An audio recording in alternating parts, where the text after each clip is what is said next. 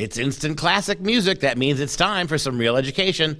We're studying The Duchess of Malfi, which is one of my very famous works of art. It's one of my favorite plays.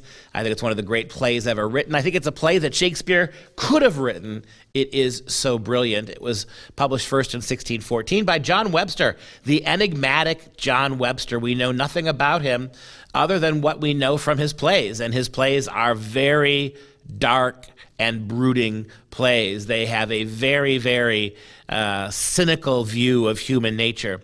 They are tragedies, anyway, his two most famous plays, and they don't end with even the slightest glimpse of anything positive to change the nature of the tragic. Even Shakespeare in his tragedies tries to end. We were looking at the play King Lear last year, and at the very end of King Lear, Edgar, one of the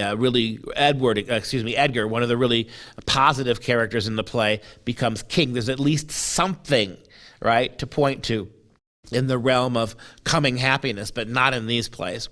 So take a look at this quote that we've got picked today, talking about what is it like to be in a monarchy under a king or a duke or a queen and have to live your life in total flattery? What's it like to have to be a yes man? What's it like to have to live in a government so highly regulated that you have to be at every moment of every day willing to get on your knees and kiss proverbial butt to get ahead? Here's the description of court life from one of the characters in the Duchess of Malfi.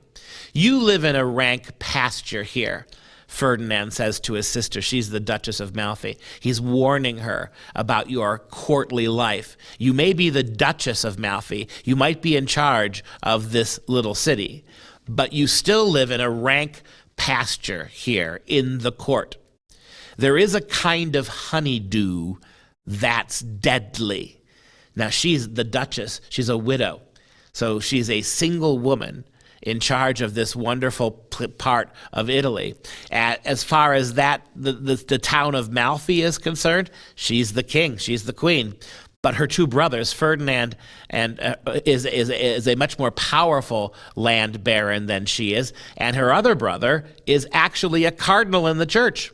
And what they're doing is they're warning her. You may live these courts are rank pastures. There is a kind of honeydew that's deadly, 'twill poison your fame. Look to it. Do not marry beneath your station, they warn him.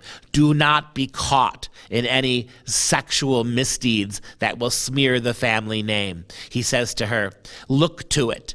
Be not cunning, for they whose faces do belie their hearts are witches ere they arrive at 20 years of age. Aye, and they give the devil suck. Don't engage in court two-facedness. Don't show one you to the country and have another you behind our backs. Your darkest actions, nay, your privatest thoughts will come to light, he warns her. And what happens from there is pretty remarkable.